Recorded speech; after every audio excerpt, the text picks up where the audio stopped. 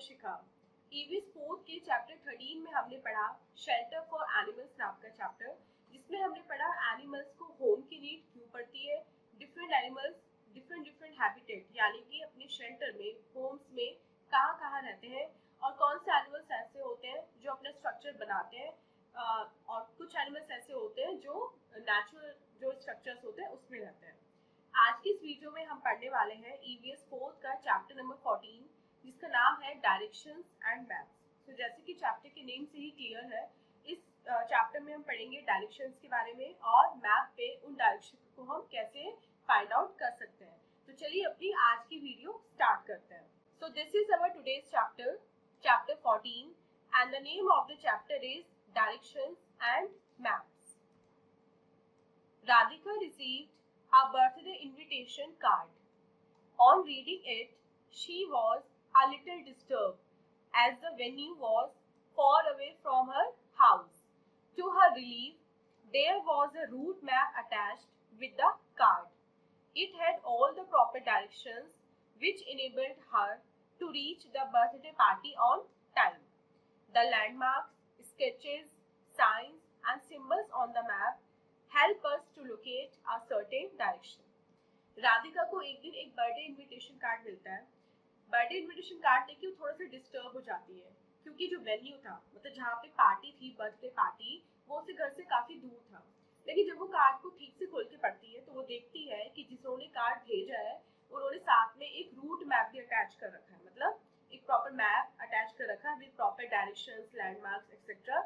और राधिका को उस दिन बर्थडे पार्टी में पहुंचने में बिल्कुल भी टाइम नहीं लगा, मतलब वो टाइम से ही पार्टी में पहुंच गई। सो ये जो लैंडमार्क्स होते हैं, स्केचेस होते हैं, साइंस एंड सिंबल्स होते हैं, मैप पे जो ये सब चीजें होती है, ये डायरेक्शंस लोकेट करने में हमारी हेल्प करती है। अब पढ़ते हैं मैप क्या होता है। A map is a drawing of a place or a part of it on a flat surface with a scale. People who make maps are called cartographers. Study of maps is called cartography. Maps are of different types on the basis of the features they show. Political map. A political map shows the different states, countries and national boundaries. Physical map. A physical map shows the physical features of a place like the mountains, rivers, lakes, etc. Different colors are used on a physical map to depict different features. So सबसे पहले जानते हैं कि map क्या होता है। Map एक drawing होती है, किसी भी प्लेस की ड्राइंग होती है, या किसी भी फ्लैट सरफेस पे एक पार्ट जो हम अर्थ का उसको ड्रॉ करते हैं, किसकी हेल्प से? स्केल की हेल्प से। मतलब हम एक पैरामीटर लेते हैं लाइक 5 इंचेस या 10 सेंटीमीटर का, और उसकी हेल्प से हम फ्लैट सरफेस पे, प्लेन पेपर पे हम मैप की ड्राइंग बनाते हैं। और जो लोग ड्राइंग बनाते हैं, जो मैप्स बनाते हैं, उनको क्या बोलते हैं? उनको बोलते हैं कार्टोग्राफर्स।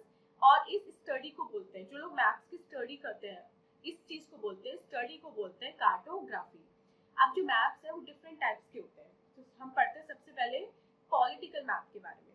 पॉलिटिकल मैप क्या दिखाता है? वो दिखाता है किसी भी कंट्री में कितनी स्टेट्स हैं और उनकी क्या क्या कैपिटल है, मतलब वो कंट्री कितनी स्टेट्स में डिवाइडेड है, वो पॉलिटिकल बाउंड्री दिखाता है, लाइक कि महाराष्ट्र है या फिर गुजरात है या फिर पंजाब है। फिजिकल मैप दिखाता है कि किसी भी पर्टिकुलर कंट्री में माउंटेन्स कहाँ पे हैं, रिवर्स कहाँ पे हैं, लेक्स कहाँ पे हैं। और फिजिकल जो मैप्स होते हैं उनमें माउंटेन्स के लिए पर्टिकुलर कलर होता है लाइक ब्राउन, और जो ग्रीन फील्ड्स होते हैं उनके लिए होता है ग्रीन कलर, और जो ये होते हैं हमारे रिवर्स और लेक, इनके लिए हम यूज करते हैं ब्लू कलर। अब फिजिकल मैप में क्या क्या फीचर्स होते हैं और वो किस कलर से डिपिक्ट होते हैं, लाइक शैलो वाटर, जहाँ पे कम गहरा पानी होता है वो लाइट ब्लू कलर से डिनोट होता है। जहाँ पे गहरा पानी होता है बहुत ज्यादा, वो हम डार्क ब्लू कलर से डिनोट करते हैं।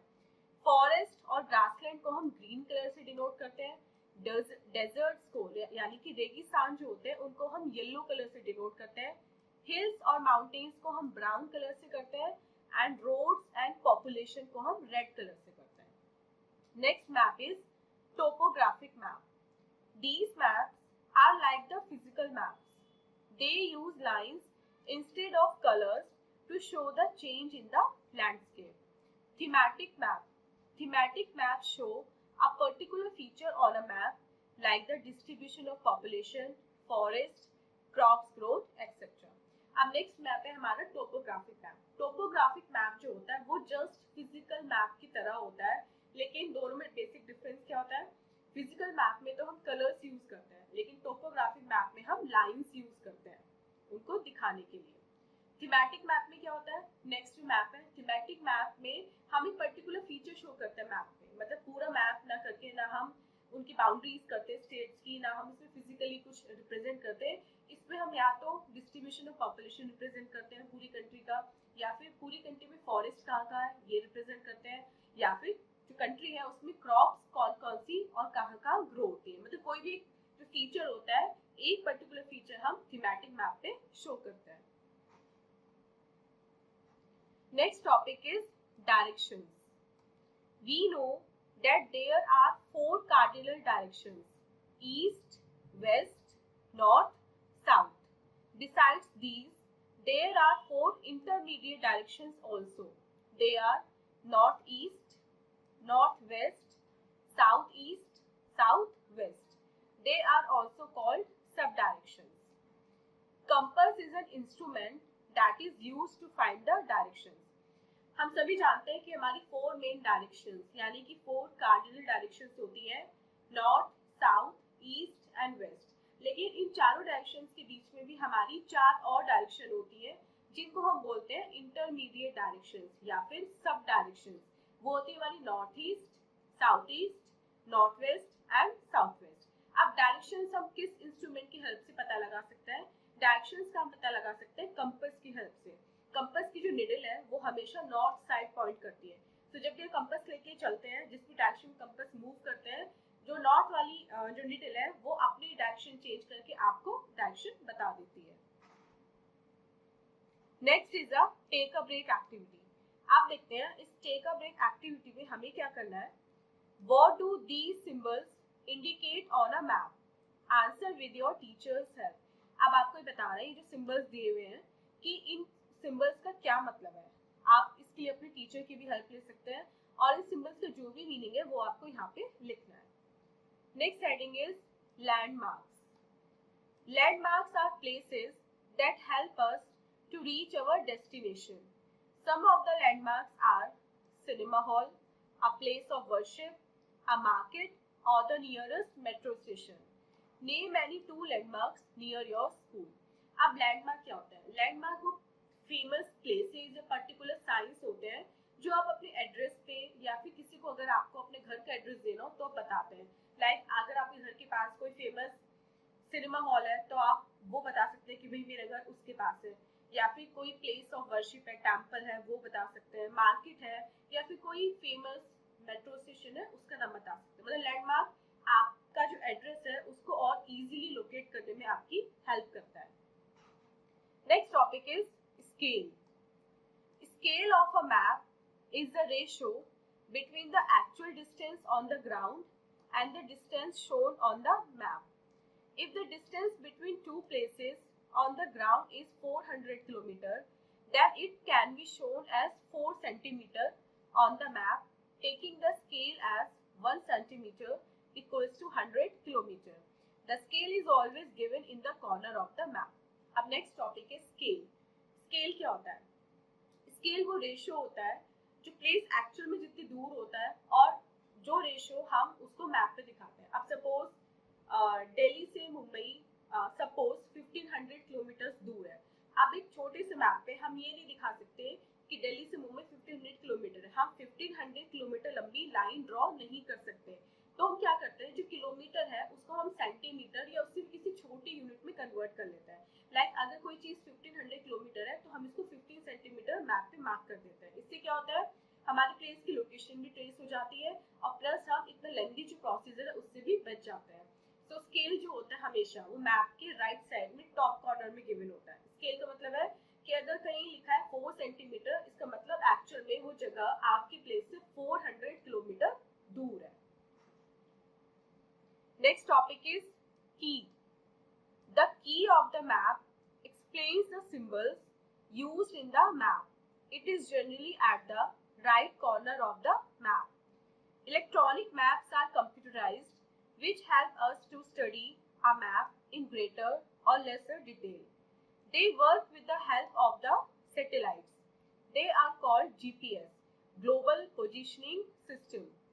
They are operational in the vehicles too and help in locating a place while the vehicle is in motion. Sketch.